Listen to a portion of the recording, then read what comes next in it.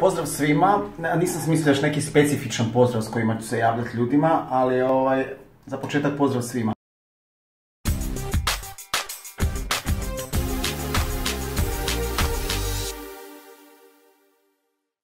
Danas, evo, pokazat ću vam što ću pojesti za ovaj nekakav obrok, obrok slash među obrok.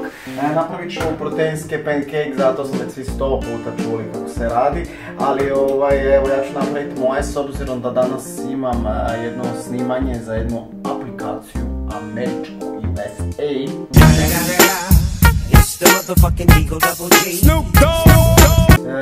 Bilo bi dobro da sam malo više lean, da ne unosim toliko ugljikohidrata.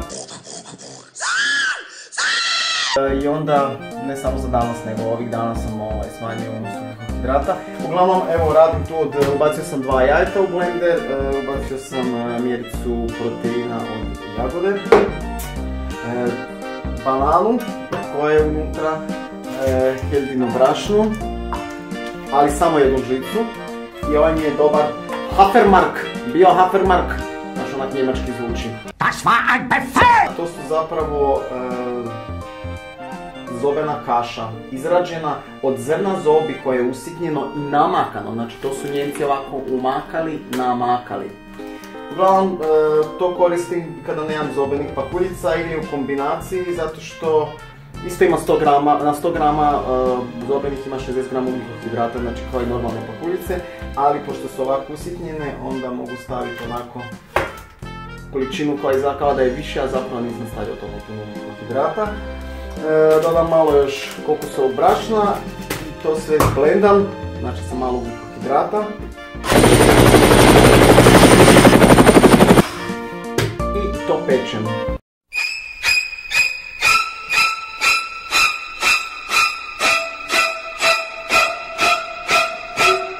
Da, tu je još jedna juha koju sam napravio zapravo sinoć. Uzeo sam ono svo povrće za francusku salatu i još mahune, to sam sve skuhao, ubacio sam u blender, samleo i dobio sam gustu juhu od povrća koja jako zasiti, a ima jako malo kalorija.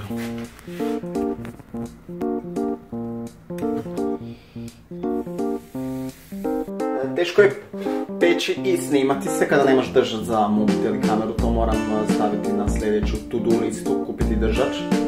Ali uglavnom, dosta dobro izgleda kao ona prava, ne znam zašto se previše divim, možda je zagorilo od dolje. Izgleda kao ona prava, obična, kućna, domaća palačinka koju ćete nalazati s nutelom, ali ovo nije takva, zato što ima nekih 30 grama ugljikohidrata, ima nekih 40 grama proteina, stavio sam 2 jajeta, mjericu veja, eto nam tu negdje, bananu jednu kako sam rekao i spremna je za jesti.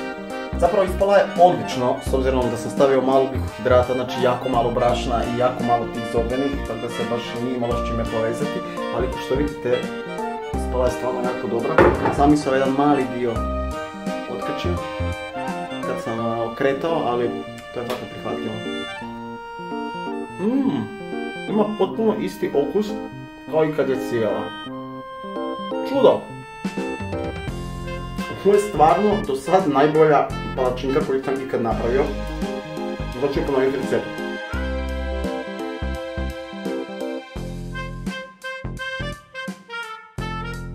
Dodao sam malo kokosovog brašna. Dodao sam i grožica koje uopće by the way ne osjetim, ne znam, neću se valjda zagubila. Možda u miksanju. Fakat je fina. Isprobajte. Uglavnom, odlična stvar za doručak, međuobrok, ručak, večeru, znači možete cijeli dan jesti. Htio bih dodati, jako je važno uživati u hrani. Osim ovih bodybuilding knjiga i knjiga o vježbanju, čitam nešto pametno. Dobra mi je recimo moj sadašnji trenutka Encaratola. I ono, znaš kao, kako biti prisutan tu i sad. Znaš, ono, moraš osvijestiti svoja čula i fakat nekad to radim sa hranom. Znaš, ono, baš ovako uzmem i...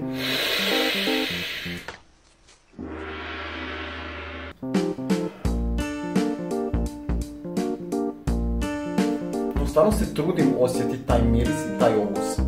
Svi mi ponekad, nego svi mi jako često jedemo onako bez razmišljanja, onak žvačeš, progutaš, što se meni često desi, ono, gledam YouTube, neke videe, vježbi ili nešto, pišem, onak jedem, uopće ne razmišljam.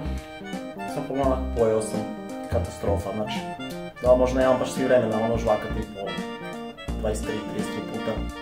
Nemam zalogaj, ali ono, stanite na trenutak, osjetite svoju hranu. Nama Om Višnupadaya. Jedite onako s osjećajem, osjetite svi zalogaj. Biće puno ukusnije, bolje, a i poješćete manje, pa ćete se zastiti više. Uglavnom, rekao sam, nisam smislio ovaj pozdrav, kao, samo kažem pozdrav svima, što mi je totalno neoriginalno, a ja hoću da bude sve onako originalno i to mi nekad uzme jako puno vremena, zato previše nekad otežem s mnogim stvarima u životu, ali nema veze. Uglavnom, za kraj imam dobar pozdrav, pošto imam poru, već sam je pričao u ranim videima, ali s obzirom da sam ekstremno negledan, ponovit ću kao kako da cura prekine sa sportašem koji živi zdravo. Evo, to je savjet za sve vas cure, samo dođeš i kažeš mu aj zdravo!